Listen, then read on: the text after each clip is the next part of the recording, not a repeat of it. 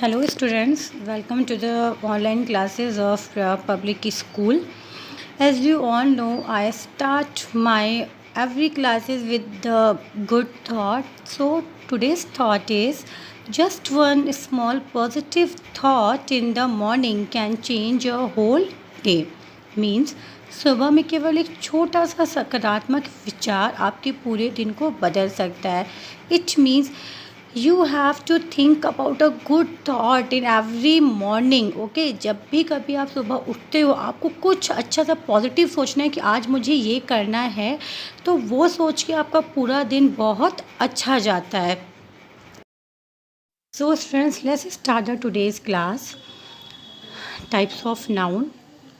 We already studied about the two types of noun, that is common noun and proper noun, and today we will study about the collective, abstract and material nouns. Before proceeding, let's take a quick revision of types of noun. Here are 5 kinds of noun: proper noun, common noun, collective noun, abstract noun, material noun. So class, first we should take a quick revision of proper and common noun. Let's see the proper noun. So proper noun is a particular name of person, place or thing. Children, as I told you before कि किसी भी person, things और place का जब भी कोई particular name होता है ना, हम उसको क्या बोलते हैं? Proper noun. So let's come to the next point, that is common noun. As you already learned that a name that is used commonly for person, things or place. Example, as you see here, boy, dog, pen, overall strengths. कोई भी person, things या कोई भी ऐसी चीज़ जिसको हम सिर्फ उसको देख के पहचानते हैं. You can say that is identification, है ना. जब हमें किसी चीज़ का नाम नहीं पता होता कि उसका क्या नाम है, ओके, तो हम उसको देख के पहचानते, या दैट इज़ अ बॉय या that is a girl. This is pen, that is parks. As I told you before कि in common noun we don't have need any name of that person, place or things. We should only know the identification of that things. We should know what are the things they are. Okay, so that is common noun. So let's come to the next point because your revision is done here. So let's move on. So children, look here, this is the third types of noun, that is collective noun. As you see, collective, what is the meaning of देखिए collective ये कैसे present कर रहा है खुद को. जैसे कोई कलेक्शन होता है ना, कलेक्शन क्या होता है? जब हम किसी चीज़ को कलेक्ट करते, इकट्ठा करके अपने पास रखते हैं ना, तो हम उसे कहते हैं this is a collection of this things, या हमने ये चीज़ें कलेक्ट की ना. जब आप बहुत सारी चीज़ों को इकट्ठा कर लेते हो तब हम उसको कहते हैं कि मैंने उसको कलेक्ट कर लिया. So the collective noun represent the collection as we see the examples, but first we will study the definition. A name is given to a group of people, animal or things of the same kind is called a collective noun. Examples: class, crowd, team, etc. Here are some examples. Look on that. Like class. What is class? A group of students is called class. Crowd क्या होता है? Crowd हम कब बोलते हैं? जब कहीं पे बहुत सारी भीड़ हो जाती है ना, काफ़ी सारे लोगों की जब कहीं भीड़ होती है तो हम उसे क्राउड, हम उसे ये नहीं कह सकते कि ग्रुप ऑफ पीपल. ठीक है, हम उसे ग्रुप ऑफ पीपल नहीं बोल सकते. हम क्या बोलेंगे कि this is a crowd. Team. What is team? A group of players. जब किसी प्लेयर का एक ग्रुप बनता है तो उसे हम टीम बोलते हैं. जैसे कि आप लोग बोलते हो ना, या दिस इज़ माय टीम, या ये मेरी टीम में है, चलो कौन तुम्हारी टीम है. क्यों बोलते हैं हम ऐसा टीम वर्ड हम क्यों यूज़ करते हैं? क्योंकि हम अपने साथ और भी लोगों को लेते हैं. जब कभी आप अकेले होते हो या अकेले कोई भी गेम प्ले करते हो तो क्या हम उसे टीम बोलते हैं?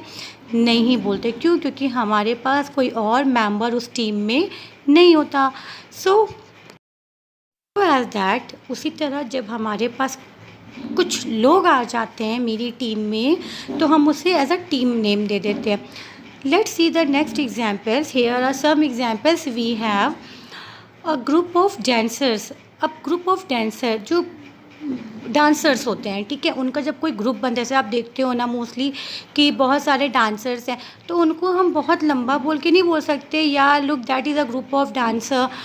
अ ग्रुप ऑफ डांसर के लिए हम एक सिंपल वर्ड यूज़ कर सकते हैं, दैट इज़ ट्रूप। जब भी कभी ट्रूप वर्ड का यूज़ होगा तो हमें ये समझ जाना है कि ये किसके बारे में बात कर रहे हैं, अ ग्रुप ऑफ डांसर।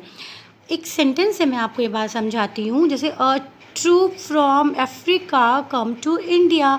देखिए अफ्रीका से एक ग्रुप ऑफ डांसर कहाँ के लिए आ रहा है, इंडिया के लिए आ रहा है। Okay, next example, a group of singers. जब बहुत सारे सिंगर्स एक साथ काम करते हैं, एक टीम में काम करते हैं, तो उसको हम क्या बोलते हैं, choir.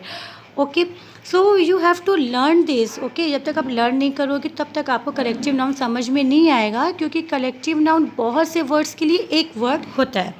Okay, so a group of keys, जब बहुत सारी कीज़ एक साथ होती है तो हम उससे क्या बोलते हैं, बंच, है ना। आप ये नहीं बोलोगे I have a group of की, हम ऐसे नहीं बोलेंगे, हम क्या बोलेंगे, I have a bunch of की।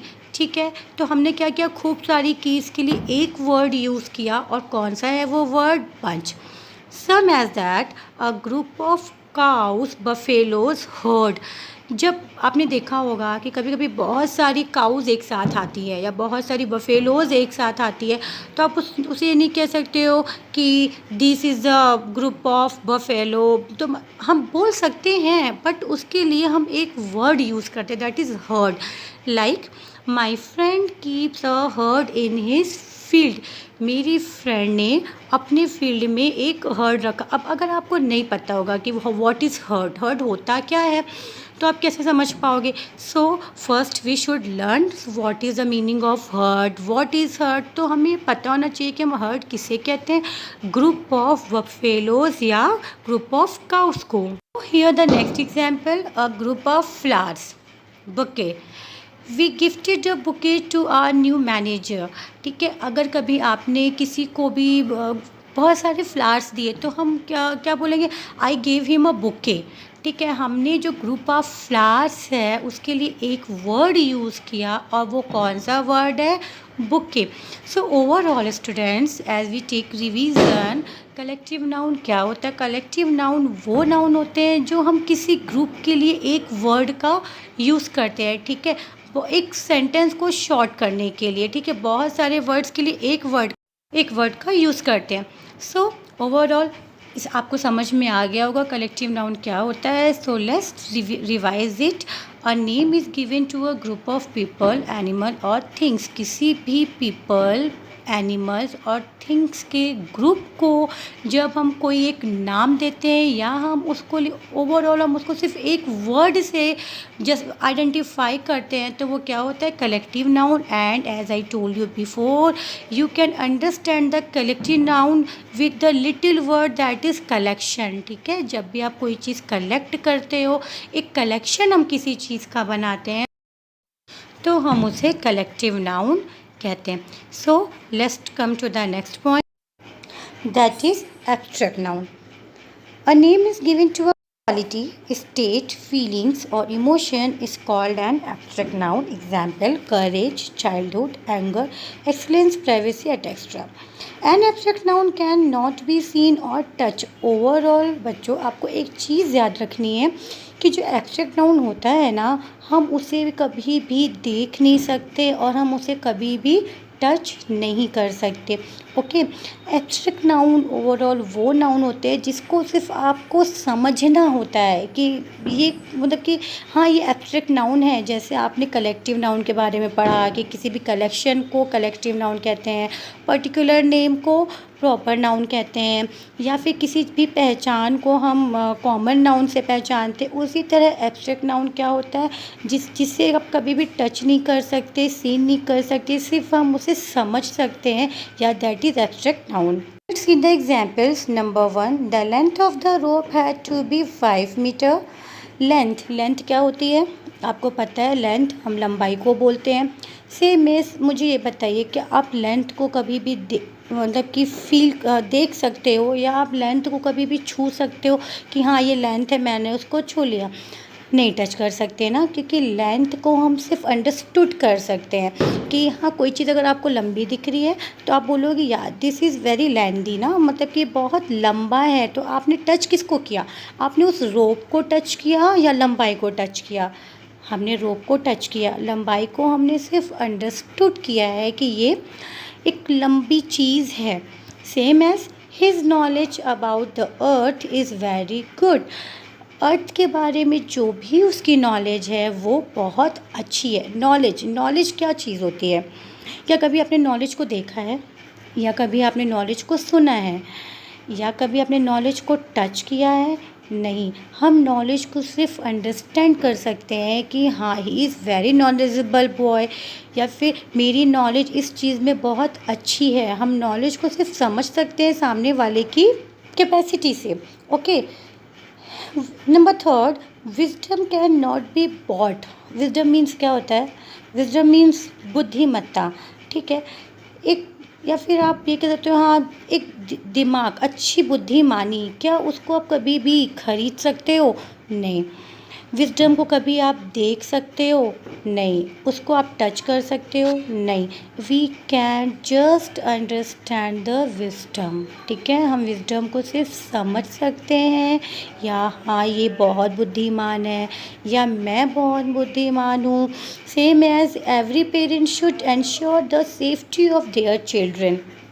हर पेरेंट्स को अपने बच्चों की सेफ्टी के लिए हमेशा अलर्ट रहना चाहिए। उनको इंश्योर होना चाहिए कि या my child is safe here. जैसे सेफ्टी वर्ड यहाँ पे यूज़ हुआ, ओके। तो safety, what safety? Can you touch the safety? Can you see the safety? No, we can't see and touch the safety, we just feel that my children is safe here.